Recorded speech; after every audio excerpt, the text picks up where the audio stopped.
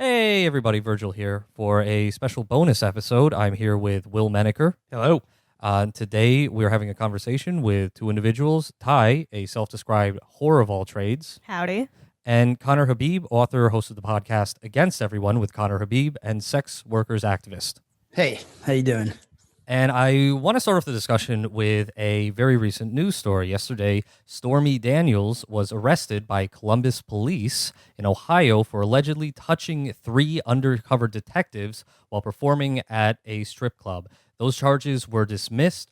According to Columbus police, the arrest was part of a long-term investigation into allegations of human trafficking, prostitution, and other vice-related violations. That's interesting because I've heard in mixed accounts he was arrested for letting one of the customers touch her, not the other way around. Yeah, like legally it'll vary state by state, but and some of these places have really weird rules that are also very closely tied to holding a liquor license. So like in California, and I think in New York as well, if you have a liquor license, your club can't be full nude. Mm-hmm. So like ATC, like alcohol tobacco control, will work with law enforcement. And like in my experience in Louisiana with like the parish and like that like weird subsector of like the law, they'll work together to really like police these clubs and police the bodies of dancers. So there's this whole kind of umbrella of overlapping laws and regulations that are sort of hard to figure out and can be turned on an individual at any given moment largely on a whim or based on selective law enforcement. Even in Louisiana, a state with 3 laws at most. Yeah, I mean, I think that there's, these kinds of things have been going on for a really long time. I mean, obviously, it seems pretty obvious that Stormy Daniels was targeted for specific reasons. But, you know, where I grew up, when I was growing up, there was like a shiatsu spa massage place. And this guy went in as a customer, and he couldn't afford the happy ending when it was suggested to him at the end. So he reported everybody that worked there to the police. Then the police gave him money to pay for the happy end, to go in and pay for the happy ending next time. So he was given state money. Then when he got it, then the police busted the place. So these kinds of things happen all the time. And police officers are often, quote unquote, hiring sex workers, having sex with them, and then busting them and then using the sex as the evidence. Now, that's been sort of thrown out in certain states, but it's still used, even though judges will sort of throw it out as outrageous. It's still a matter of routine in certain places.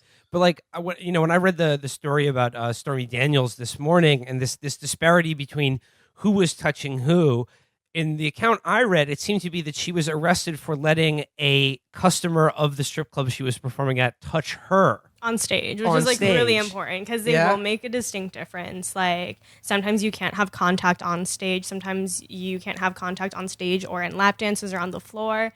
Like they won't let you be like fully or like semi-nude on the floor even. Like that's why some clubs require you to wear dresses. It's all very, and like also I started dancing when I was 18. So you sign these contracts and you don't know what's going to happen. And the clubs very rarely inform you the rules or the laws even. You just like... They don't have one of those big like laminated OSHA posters on the wall? Well, after the raids in New Orleans during Mardi Gras, there actually was this like giant poster in the dressing room. And it was this like naked CGI girl. She was like very curvy and busty. And she had all of these like CGI tattoos with the little like no signs over each breast, her butt, and like her genital area. And it was like, no, like ATC code does not allow this. I think that like, I mean, Tai, you probably know more about this than I do, but I think that there's always been this bizarro, like fine line about in strip clubs, particularly since Barnes versus Glenn Theater, which was the Supreme Court opinion in the 90s, where like there's a very fine line between what's okay and where societal collapse is going to happen because something bad happened at the strip club according to the state. So like in that Supreme Court case, it was like, okay, you can't be naked, but as long as you wear pasties and you have like a tea back like up your ass, like the state won't collapse. So I think when you guys talking about like who was touched and who did the touching and all that kind of stuff. I think it's important to note these things, but I also think it's just, again, exposing this weird idea that there's this line between total barbarism and like free sexual expression that happens at strip clubs that's always just sort of an inch away from being violated, you know? In thinking about this, like the member of the Columbus PD Vice Squad who got this assignment, and let's be honest, very likely to target Stormy Daniels because of her, political associations and lawsuit against Donald Trump. That person's job is to go to a strip club and try to touch women, and then when they allow it, arrest them for it. Yeah, like that's their whole job. Yep. Yeah. Yeah. So, in that guy's mind, he's protecting the community. Yes. Exactly. I don't think that's what's going on in his mind. No, he's but just that's getting paid to touch some boobs. Like, honestly, like if you were offered that job, would you pass it up? well, not if I had to arrest people for letting me do it. Thank you for being moral. The voice of conscience. I am thinking about a poster, like you said, there's like sort of an animated cartoon lady with big tits, and it's just like, here, okay. They should have like someone from DeviantArt create a poster where it's like, the way Wario is touching Luigi is bad. Do not do that. What these examples show to me, and the example of the massage parlor that you mentioned earlier, Conner, is how the police and the criminal justice system and criminalization of sex work reinforces the power imbalance against the people engaged in sex work, who very often come from vulnerable populations. I mean, in your experience, how would you rate the labor rights of sex workers under club management? Wow. Non-existent. I mean, there are some protections for some kinds of sex work in some places. Like in California here, for porn performers, there are certain rules because porn is legalized in California, which is, we can talk about legalization versus decriminalization later, but there are some protections offered here, although those protections are usually pretty terrible. I think that, the important thing to remember as far as labor rights is because sex workers of all sorts are such vulnerable populations, you can basically see what the state wants to do to you in your job if you're not a sex worker by looking at what it does to sex workers, because it's getting away with everything it can by exploiting and abusing this community of laborers. So, when you look at that, just think that's what they want to do to us, Yeah, I was actually fired from a club in Manhattan because they caught wind that I'm a labor organizer, and I was trying to organize dancers at a separate club, like not even there. And I mean, the same club also had this like class action lawsuit for their racist hiring and employment practices, which is really common in the sex industry in general, but like a very large issue in Manhattan strip clubs especially. The name of the club was Pinkertons. Yeah, and I mean, I think it's not just the labor rights, afforded or protected by the state. It's also all this sort of corporate, the corporate interest. I mean, there's so many directions to go in with this. So like, you guys can take it away however you want, but whether it's banking and payment processors, whether it's just employment discrimination, whether it's social media, all these kinds of things end up either as an extension of the state or just on their own, really messing with sex workers' rights just to do their job, in whatever way they want to. I want to wheel back to the labor issue momentarily, but first I want to get to what is basically the headline issue, which was the passage of SESTA FOSTA nearly unanimously in the Senate, 98-0, I believe. Or no, I'm sorry. 97-2. Yeah, 97-2, Yeah. right, because John McCain's brain is fucked up. Well, that would have been 98-2, yeah. You don't have to count Rand Paul. It's fine. True. On a bipartisan basis, and a lot of people still are not that familiar with what the law is or what it does, and as well not familiar with how it impacts the safety of sex workers. And I wanted to throw that to the floor to discuss this legislation. Well, just first of all, like, what is SESTA FOSTA, like how is this law sold, and like practically what does it mean for people involved in sex work? Well, yeah. So it's kind of, as you said, it's like a bipartisan effort. Although there are lots of places you can trace it back to. I enjoy tracing it back to Kamala Harris, who just because she's been at war against sex workers in California for a really long time, against sex workers' rights in California for a really long time, suing and initiating lawsuits against Backpage again and again. And that's, all the culmination of that is, in my mind, what led to the sort of bipartisan popularity of SESTA FOSTA. So it's really important, I think, to trace it back to her too, just to show that this isn't a Trump administration thing. And in fact, in some ways, the only traction that we've gained in fighting against this, and sorry, I'll go into what it is a little bit more, but in fighting against this has been the fact that we're in the middle of the Trump presidency, not to be an accelerationist about it,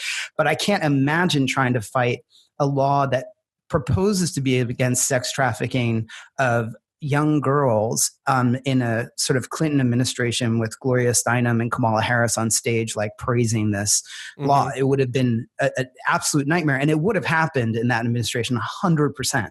And so I think that what you're seeing is a law that is proposing to protect people against sex trafficking. But because sex trafficking is, I think, intentionally vaguely defined, it affects all sex workers. And so I think maybe, Tai, if you want to talk more about how it affects them, that'd be awesome. But I think that that's the foundation of it. Yeah. So it's pretty much made it like very impossible to screen clients, to advertise on most places. Backpage was shut down before the closure, or before the bill passed, for separate reasons. And then a number of other advertising sites have moved offshore to kind of be immune from it. But so it makes it basic. It makes it like any online hosting service liable if content is being hosted there that can anyway be connected to sex work. Exactly. Well, no, the sex trafficking is what it says, but it's a slippery definition of sex trafficking, which basically, people have in their mind this idea of sex trafficking, of like frightened children being brought across borders, and that exists. Nobody disagrees that exists, but the legal definition of it has extended to cover all forms of sex work or selling or buying. Exactly. So if consenting adults, if you're two like sex workers working in pairs, which is very common for safety, you can be charged with trafficking each other if you're driving a worker. So it's like anything that you do to facilitate the exchange of sex for money between two adults is now part of sex trafficking, which in the public's imagination is like the movie Taken or something, where like your daughter is being kidnapped and sold to some oil sheik or something. It's also if you're married to a sex worker, even you could be like considered like profiteering off of the labor or of the means, I guess. That was of a sex worker. There was a bill passed recently by the Democratic governor of Virginia, which I believe created a liability for the partner of a sex worker. It's comparable to the Rockefeller drug laws. Basically, it's like saying if you're caught with an ounce of weed, you were charged as a drug trafficker. Yeah. No, that's exactly what it is. To better understand like the effect of this law, I think it would be good to talk about how up until now sex work has worked online and like how people have used online now that that's being shut down. How do they use it before to make their jobs safer and easier for them to do? Yeah, so I think the basics of that are, basically there were sites that would host you, and you put an ad up on the site. This isn't the only way, but you put an ad up on the site, and putting an ad up on the site meant that people had to contact you often through the site, and because of that, there was much more of a screening opportunity. You could also link up with other sex workers who are on that site and talk to them about, and talk to them about these potential clients, whether or not they were dangerous. There were also sites that would verify clients sometimes, like, and say that this person has been using this service since 2011 or whatever it was. So those are some of the ways that it just makes things more dangerous for people, because it's removing all that information. There's, another thing is, like, so you have a site like Rent Men. So Rent Boy was shut down, but there's a Rent Men. There's a Rent Men, the grown-up version, I guess. Rent Boys to Men. Well, yeah. So the thing with Rent Men is you used to be able to put how much you charged on there. As soon as SESTA FOSTA was signed into law, they sent an email out to everybody saying, no, you can't put your price on here. So I just want you to, your fee on here. So I want you to sort of imagine what that means for people who, there are some people who are sort of wanted to have limited clients for a very high rate. And then there are some people that wanted clients for, like a lower rate, where they just wanted to take on as many clients as they could. Now, both those people had to do the same kind of screening. They had to have the same conversations with people. They had to also sort of put in this sort of sneaky language that was like, hey, just here to meet new people, You had to like put that kind of stuff on the site. So you can't even actually say what you're doing, what you're good at, what you think, you might have offer a client. I'm on there just because I want to meet new people. That. I'm also on Adult Friend Finder because I want to make some adult friends. Yeah, everyone got really strict with their copy, it seemed. So I actually got kicked off of Eros, which is like an advertising site, probably because of my copy. And there's nothing explicit in it. Like, I know that words like desire or like lust or sin are now flagged, and they just completely took down my ad, shut down my account. I'm like perma-banned, and they sent me an email, and they're like, oh yes, like we've been advised by our legal team that you're doing like something illegal. And I really wanted to just send them an email back, and it's like, I'm a hooker. Everyone on the site is a hooker. I don't know what you think this is. The dang language police over here. So they flagged words like lust and wow, that's so Victorian. Wow. You can't say like mouth or like hands even, like, because I'm on another site and they tell you, they're like, hey, like heads up, this isn't gonna fly, like we have new terms of service, and like they'll tell you what words aren't allowed, and it's absurd. Like my copy is shortened. Okay. It was like cut in half. Let me ask you this: what emojis can you use? I definitely not any of the fruit ones. not that no vehicles, because that's a trafficking emoji. No, the one that's just a box. Definitely not that one. So like when SESTA FOSTA was being debated before it passed with with a near unanimous vote, like how is this bill sold, or like the people who probably genuinely think it's doing some good, like what did they tell the public and themselves about the nature of this? I mean, they were like, oh, we're gonna like save sex trafficking victims, and the narrative was really pushed that they were gonna be saving like minors and children, which, I mean, if you look at Operation Cross Country, which is a raid that has been carried out annually for I think over a decade now, very few of their arrests are actually trafficking victims. And like in the cases where they have arrested minors, I think almost all of them have been like, no, like we were doing this like as survival work. And they were all like, 15, 16, 17. They're all teenagers. It's also like the foster care system is a huge just like pipeline into survival sex work a lot. And like even like actual sex trafficking as well. And no one wants to recognize it. No one wants to tackle that as an issue. Well, it's good because I just saw the other day a lot of these kids being held in ICE concentration camps are going to be put into the foster system rather than reunited with their parents. So, it's a really good point though, Will, because I mean, I think it's like, and I try to say that as much as I can. If you care about human trafficking, ICE is human trafficking. The prison industrial complex, which Kamala Harris is wild about, supports human trafficking. And in fact, the prison industrial complex is certainly sex trafficking.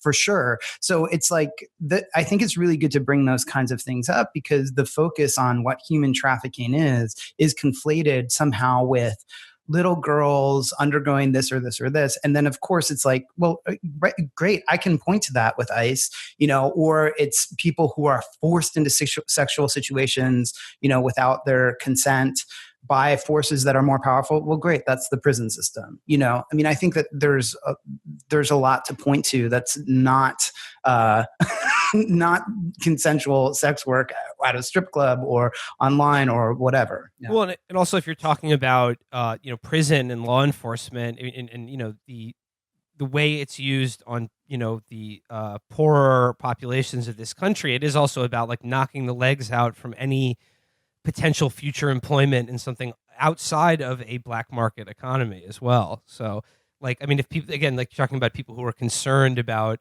sex work or runaway teens or something like that. A lot of teens run away because their parents are abusive or because their parents kick them out because they're gay or lesbian or something like that. Yeah, and trans kids especially, so I think it's like and you're right to point that out as well. It's like, so there's a black market economy which is criminalized, and then there's a prison system which is basically, a slavery institution. And so the sort of dual work there of criminalizing something so you can put them in prison so they can never get out, and do anything else again so they can be criminalized again. I think it's a cycle like that, of course. Switch up a little bit. I think when it comes to things like, the push behind criminalizing sex work and sexuality at play in our politics, it's sort of like with the right, it's easy to understand what's going on there. They hate, poor people, sex, labor rights of any kind, are generally deranged in their outlook on human sexuality. So it's pretty easy to understand. However, there's also like a liberal side to this as well. And acknowledging that there is part of the sex trade or sex work that is bad and criminal and exploitative. I think we can all agree on that. But there's obviously a huge part of it that is not that still really bothers a lot of people who are otherwise liberal and otherwise in favor of things like, gay and lesbian and trans rights and labor rights even. What do you think is the hurdle about sex work that still makes it such a kind of potent law and order issue for even liberal and democratic politicians? Yeah. Tai, do you want to? I have so much to say, so I'm going to let you go because I don't want to overwhelm the answer to this on my own. I don't know. I know that part of the reason why this is, so taboo is because it offers upward financial mobility for the most marginalized people. And I think a lot of liberal people want to think that they're progressive, but they honestly aren't, especially when it comes to poverty, class, about migration issues, about trans issues. Sex work does touch the most marginalized folks, and it's also very universal. It's practiced in a lot of countries, if not every country. So they want upward mobility for immigrants and marginalized people, but they want them to do it the right way by getting an internship and then going to the school that they went to. And everyone just wants free labor. Yeah, exactly. Yeah, people like me, but they at the end of the day still wish I would suck their dick for free. And it's a hard lesson to learn, but I'm not gonna do it. Conner? I think also, I'm so grateful for the fact that the sex workers' rights movement has taken on this tone or this rallying cry of sex work is work. But a lot of what you're referencing to also has to do with just a general sex negativity and a sexual liberation aspect that's really needed, because the questions of sex work were really brought up in sort of handed to feminism at a certain point in its development. Now, I think a lot of feminists are very supportive of sex work now and allies, and a lot of sex workers are feminists. But the sort of second wave feminism, which is also really risen to power in the UK. So you'll see a lot of anti-sex work socialists in the UK as well. That's sort of taking over the development, was like of the public discussion, which is not doesn't make any sense to me, because it's hand in hand with the police, with the sort of patriarchal, by their own terms, the patriarchal state system, all that kind of stuff. But there's not an idea that people get to do what they want with their own body sexually, including charging for it. Unfortunately, the left, and not just liberals, but the left, have a long tradition of being very suspicious of pleasure. And that includes Marxists and socialists, who we would expect to find a lot of allies in. But because of that, and rightly so, there's a good suspicion of pleasure for some reasons. But because of that, it's sort of poisoned some of the strains of people that could be allies for sex workers. So, you have people that are like anti-porn Marxists, like Gail Dines, or you have these almost like Maoist anti-porn, anti-internet porn people. And it's very strange. People that are bound to obscenity laws, that think it's all about objectification, and I always try to say, just to combat these people, if you ask like one of these anti-porn or anti-sex worker activists, like, porn objectifies women, well, just tell me, what do you mean by porn? What do you mean by objectifying? What do you mean by women? And they'll give you shitty answers to all three, or no answers at all. But Conner, it's sort of like, from the left, if we take seriously the idea that sex work is work and examine it as work, then the problem with it is the work part, not the sex part, right? Like, work is what sucks in our society, not sex. And if you combine the two together, it would stand to reason that the problem with sex work is all the things that make jobs and work in general awful. And then what stands to reason that what could improve them would be the same things that would improve the lot of every other kind of worker in this country. Yeah, I 100% agree with you that it would really, really improve the labor conditions for most sex workers. And so that's where a lot of our on-the-ground activism has to take place. And so I'm really happy that work is those efforts are happening. But I think that, if you just talk to people who aren't even thinking about sex work questions, we're all so fucked up about our own sexualities, about porn, about our relationships, all that kind of stuff, that it wouldn't fully solve a lot of the problems that people face. It wouldn't, it would definitely create a center of gravity that would help solve some of them, but I think we'd still have a ton of work to do. I think that's a good enough segue to talk about the labor aspects of sex work. And, sex workers are left out of things like the labor movement. They're left out of liberal advocacy. RICO laws, trafficking laws can target sex workers, you say, who work cooperatively, which in an industry like this is a necessity. Tai, can you talk about any experiences with labor organizing with sex workers in New York? Yeah, so I'm doing more things with, I think, stripping, just because it is legal. It's easier to kind of like have a face in front of it. And you definitely have more rights trying to, change things internally within the club, and then also like externally. So we've been meeting with lawyers from SOAR, and then what's SOAR? SOAR is like a lawyers collective that aids sex workers, not necessarily within like the labor aspect, but we were meeting with them to kind of get a little boost and segue into like people who have more experience in labor law.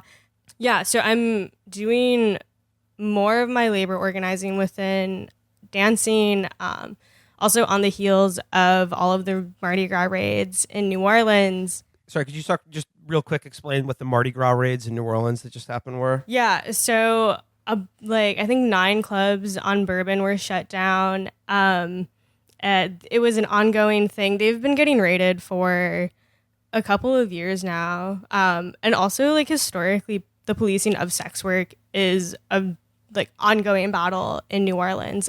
They used to have a really beautiful culture of burlesque that was kind of like chased out of the city. And then like as a result, all of the money left and then they had to kind of like rebuild it financially. So we had seen this before like decades ago, and then we're trying to prevent it now. We also learned that Disney, like the company literally has a stake in the city of New Orleans.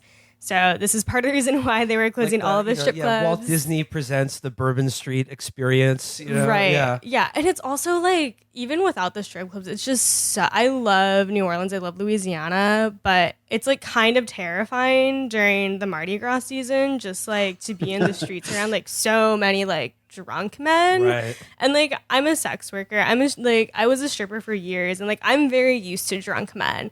Like, it's my bread and butter, but it was just too many. Like, too much.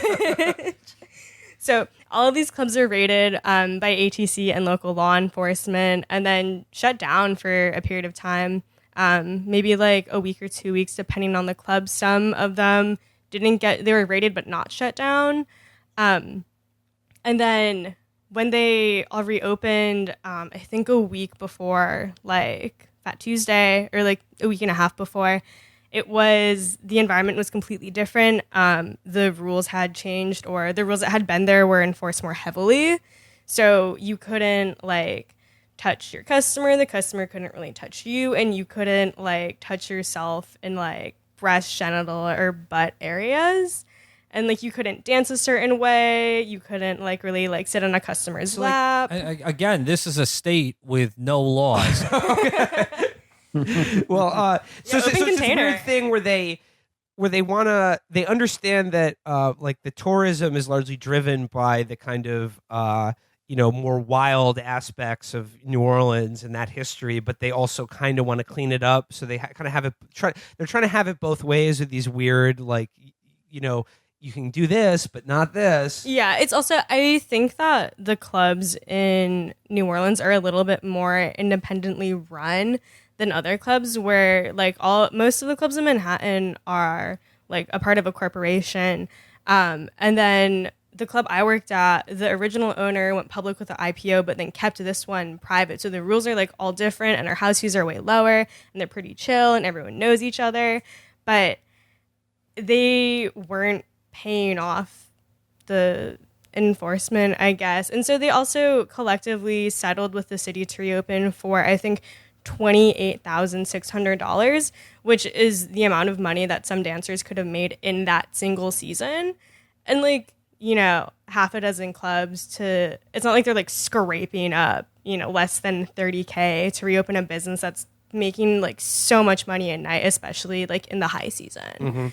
But back to Manhattan and your experiences in New York, you said that you were fired from a club because they got wind that you were trying to organize at another club.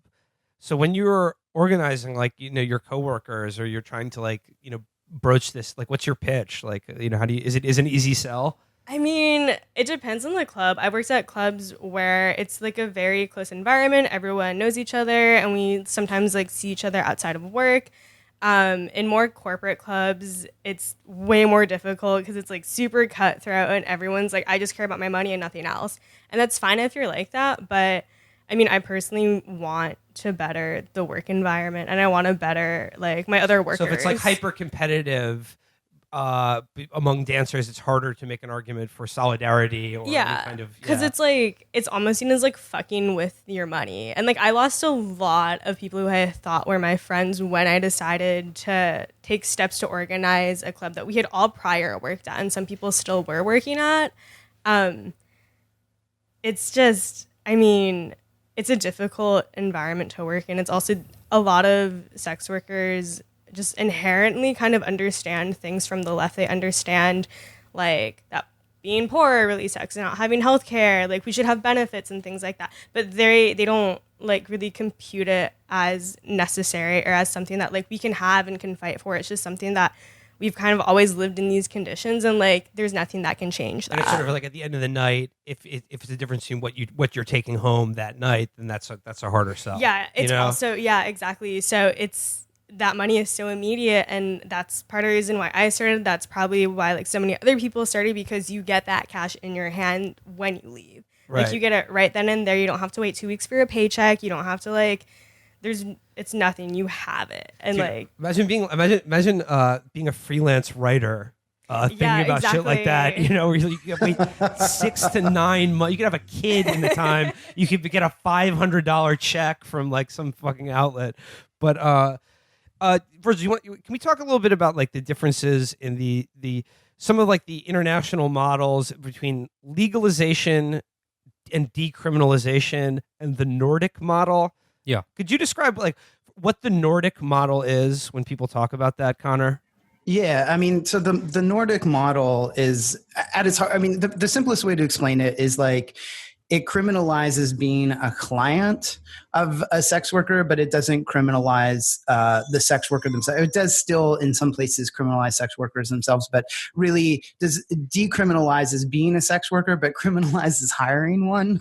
So it's basically strangling off the economic support that sex workers receive. And in some places, if you're arrested as a client or rounded up as a client, you have to go to John school, which is like, it's crazy where you have to like, what is John school? Yeah, it's not as fun as it sounds, like where you have to, it's basically like when you get caught for drunk driving, you have to watch like movies of like accidents. Yeah. It's like that. It's like, this is how you're destroying people's lives by hiring someone for a blowjob. It's like, it's really insane. And so that's basically it. There are variations on it, and maybe we can talk about those variations. Yeah, but that's like, is the Nordic model, sorry, Conner, the Nordic model is just sort of one example of how a decriminalized model would look like? Are there others? I think it's closer to legalization than decrim. Yeah. Okay. Yeah, okay. exactly. Yeah. So what is the difference then between legalization and decriminalization?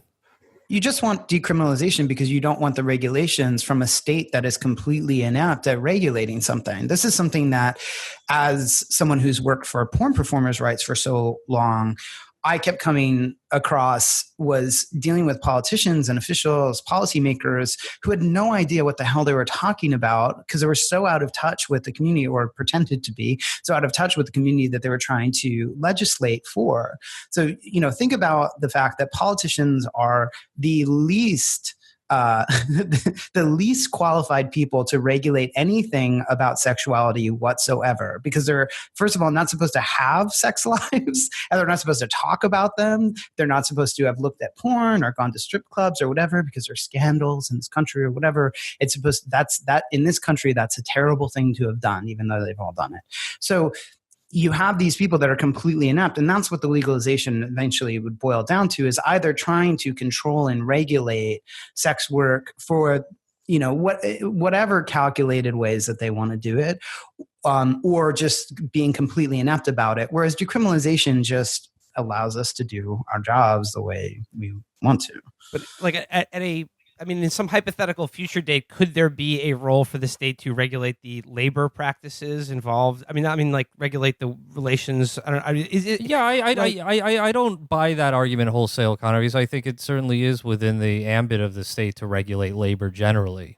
Well, sure, but yes, I think that we can look at how the state regulates labor in other fields, but for instance, when in California, we had this whole battle to allow porn performers to perform without condoms. Okay. And OSHA was involved, and they were going to, if someone called OSHA and said they're not using condoms on the set, the set could have been raided, all that kind of stuff.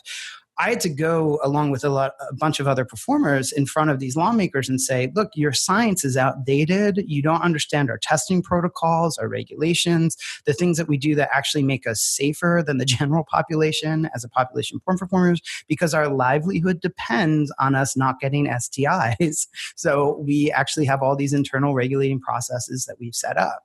But that didn't matter to them.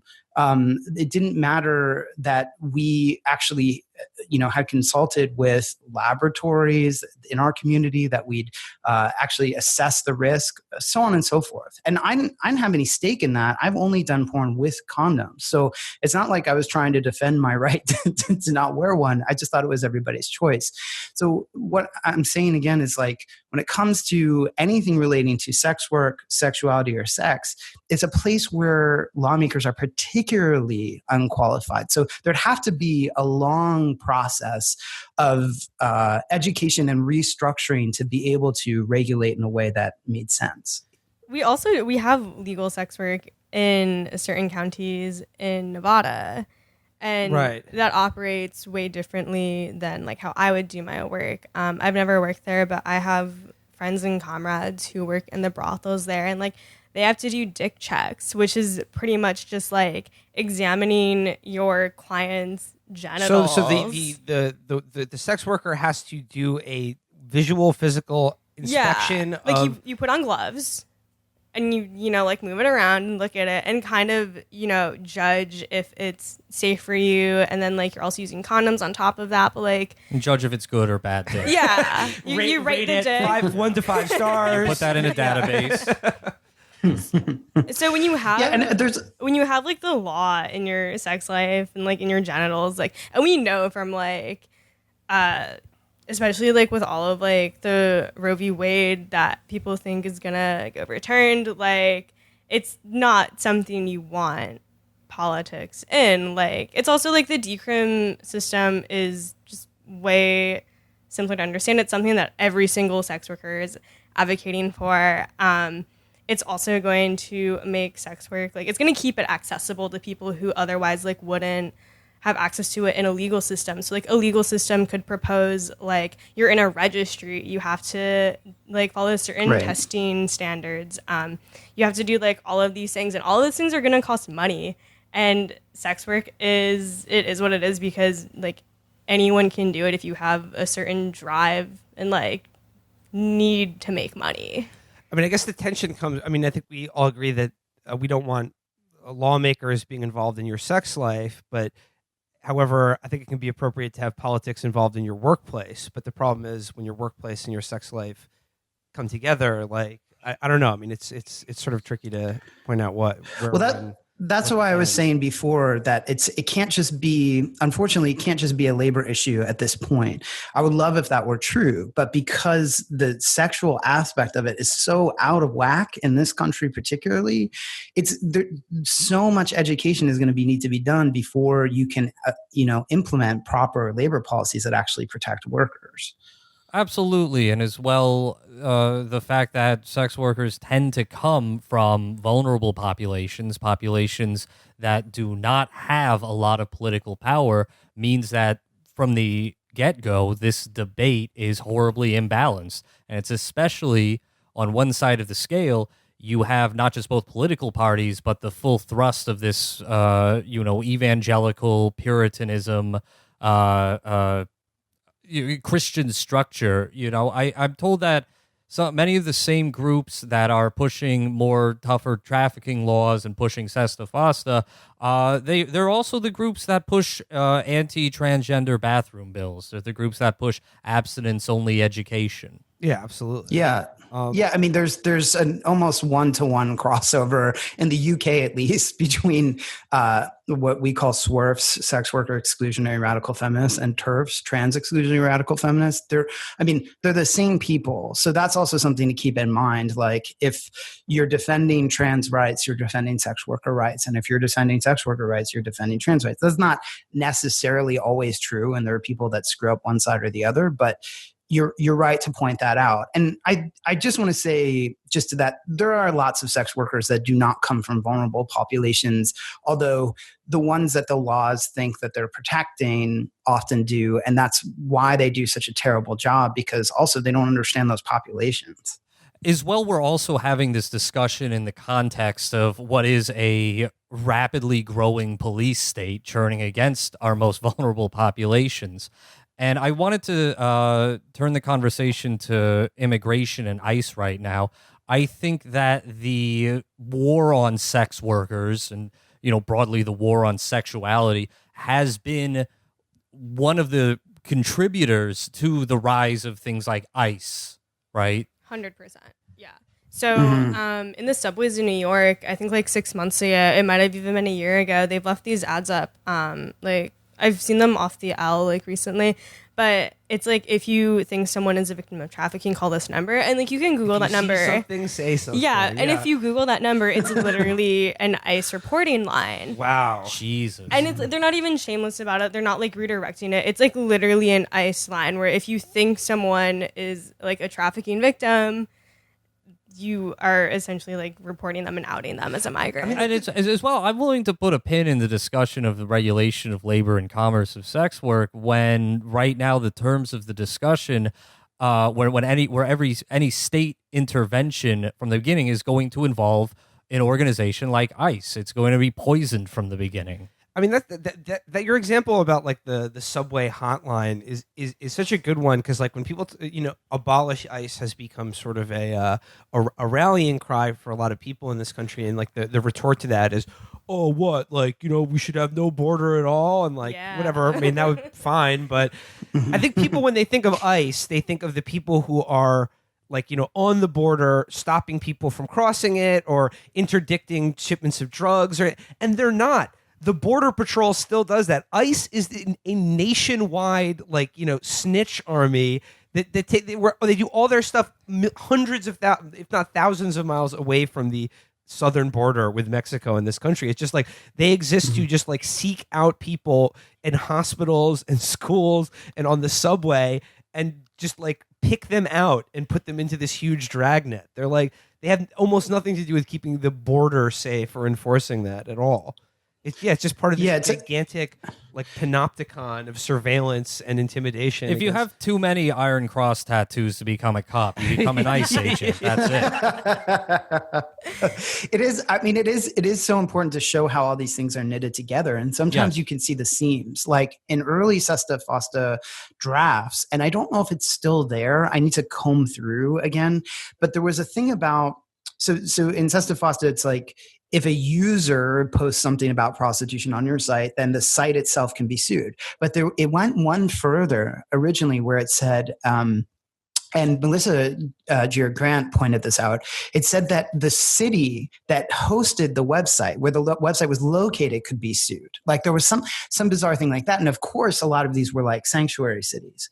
So sometimes if you just sort of look close enough, you can see where this weird, as you're saying, panopticon, not to give Foucault too much credit, but that you can see this like these stitches and see that there's something really alarming at hand. And, I don't want to get all Alex Jones Prison Planet about it, but these laws do relate to one another for sure. Right. I mean, you have the organization that's ostensibly tasked with saving victims of human trafficking as being the organization that also actively oppresses many of these people. You can imagine someone who is undocumented, who is engaged in sex work, maybe in a brothel or something, because they don't have the papers to find any other employment in this country. They can be told by their employer, if you don't cooperate, if you try to quit, we'll report you to ICE.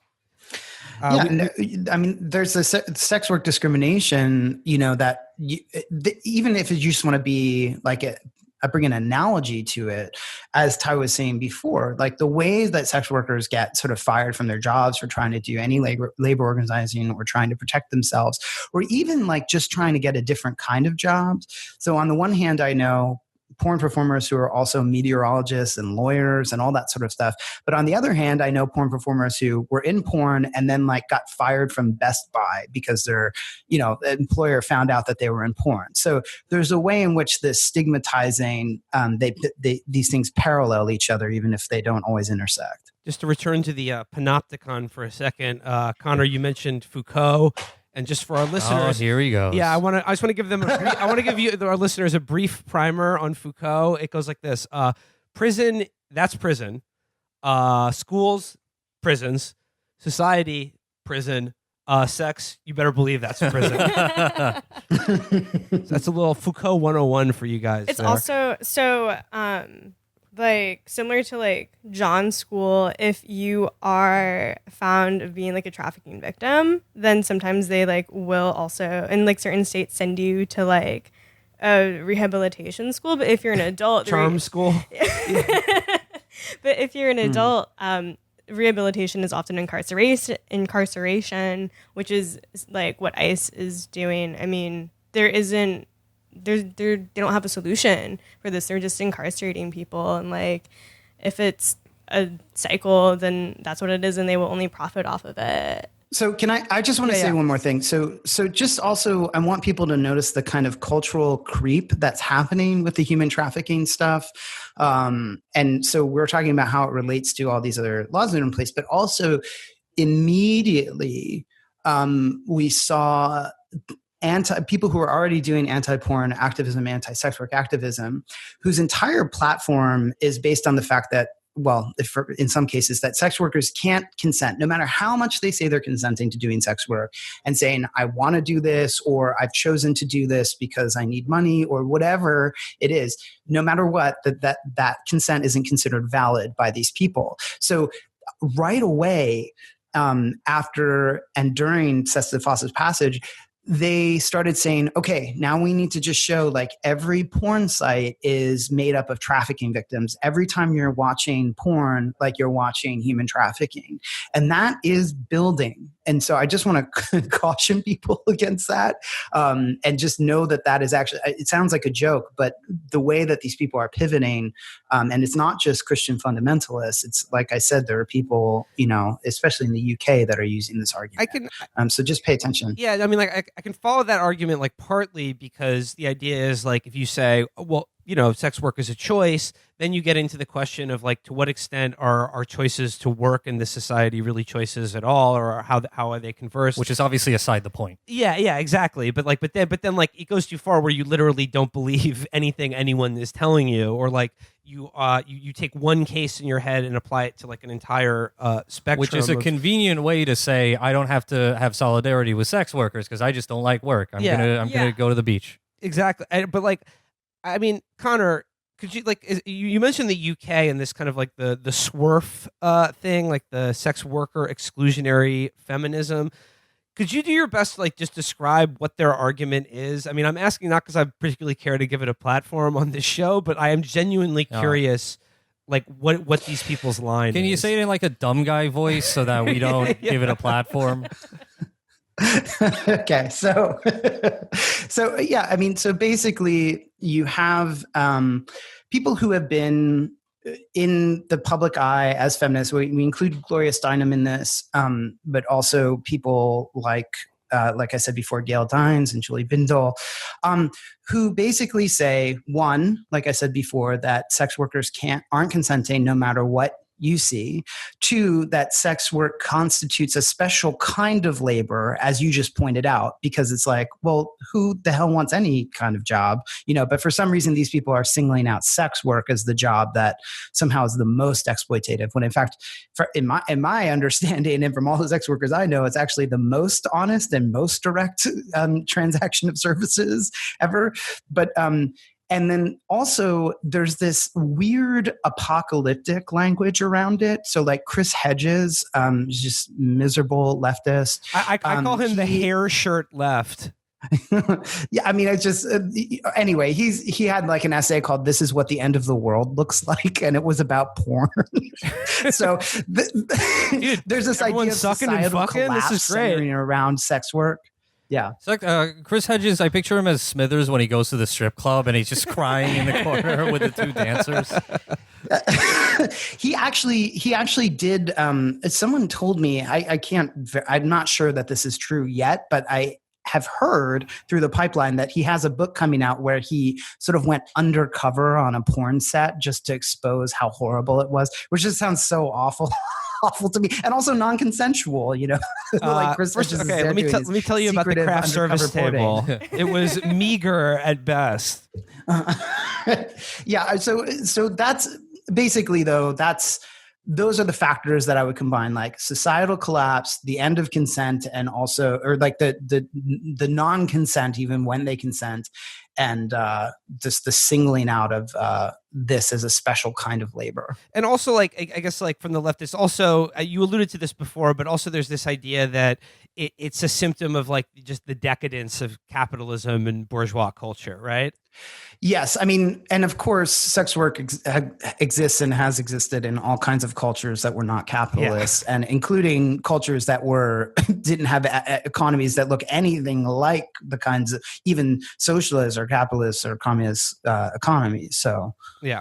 I mean, I think in a moral sense, and you might have listened to this and you might not be sold on it, but you should at the very least be opposed to SESTA out of self-interest, because we should look at it in the same lens that we used to look at what's happening around immigration and refugees in this country, which is a pretext for a drastic expansion of the security state, of the police state, built on the rotten foundation of oppressing a vulnerable population. And as sex workers have been oppressed for, forever. And, I was told by a friend that, after SESTA was passed, the Trans Lifeline experienced significantly higher call volume for a long time. Walking while trans is used as a pretext for police brutality and for profiling. And what SESTA does is, in a very narrow sense, is it eliminates the Section 230, or eviscerates the Section 230 safe harbor provision of the Communications Decency Act of 1996, the thing that basically made the internet free by holding content providers liable for a specific thing on their platform. It's not terrorism. It's not selling drugs. You could go on Reddit and buy Fent right now. Their Reddit's owners are not going to be held liable for that. But if there's any kind of transaction, any kind of sex work going on in their platform, they're going to be held liable for that. And this is where it starts, with a vulnerable population without political power, and shockingly without solidarity from the left, which should have solidarity with them. And it starts with them, and it starts with undocumented people in this country and refugees in this country. And you have to wonder who's going to be next in this grotesque and stupid moral crusade. And people need to demand, as they're demanding the abolition of ICE, they need to demand the repeal of SESTA and broadly demand the decriminalization of sex work. And it does start with holding people on the left accountable. It starts with demanding that Bernie Sanders take back his vote. It starts with demanding that candidates who are actively courting the left's support, candidates such as Cynthia Nixon, face these questions and give a candid response about them. And I want to close by asking both of you, if our listeners wanted to show solidarity with sex workers, what could they do?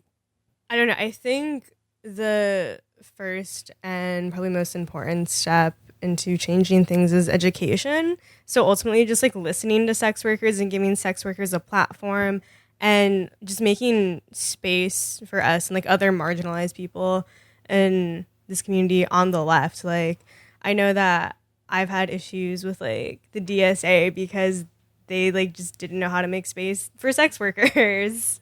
Conner? Yeah. I think that so a personal thing you can do is just understand that you are likely interacting with sex workers. And I don't mean that as, someone who's a sex worker and they're just not telling you. Yeah, that probably is also true. But if you're watching porn, you're interacting with sex workers. Sex workers are in your daily life. If you've gone to a strip club, whatever, you don't have to acknowledge, or you don't have to know that you've directly hired a sex worker for services in your house or a hotel room or something like that.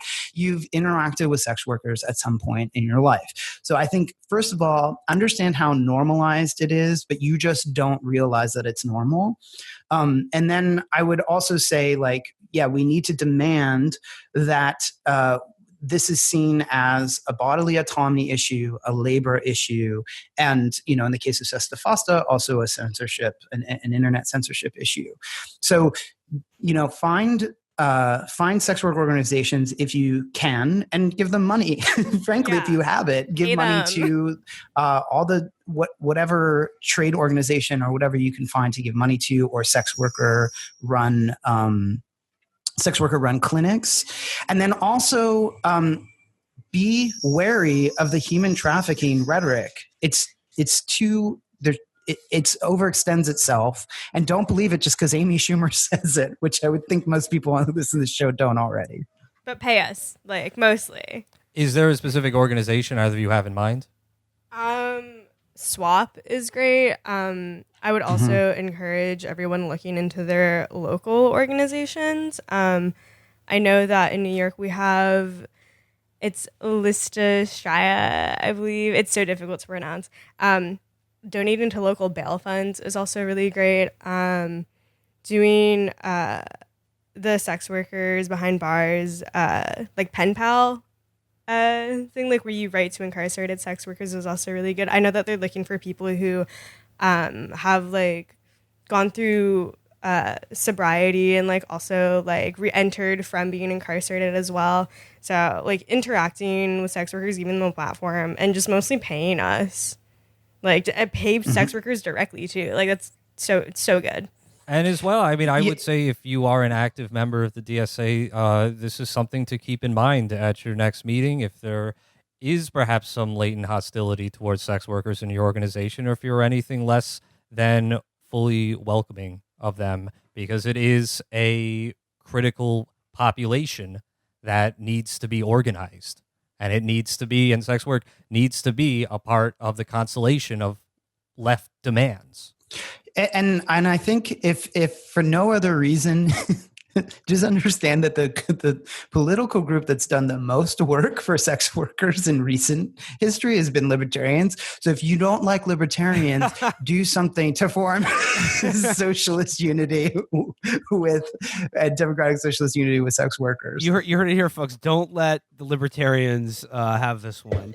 Tai, Conner, thank you both so much for coming on the show. Thank you. Thank you. And if you haven't listened to Conner's show yet, Against Everyone with Conner Habib, please check that out. Felix and myself have both been guests. James Adomian was just on. He had Scott Thompson of the Kids in the Hall not too long ago. What more do you people want? Yeah, check it out. Thank you. Till next time. Bye. Thanks, guys. Bye. Thank you. Bye. Thank you. Bye. Thank you. Bye. Thank you. Bye. Thank you. Bye.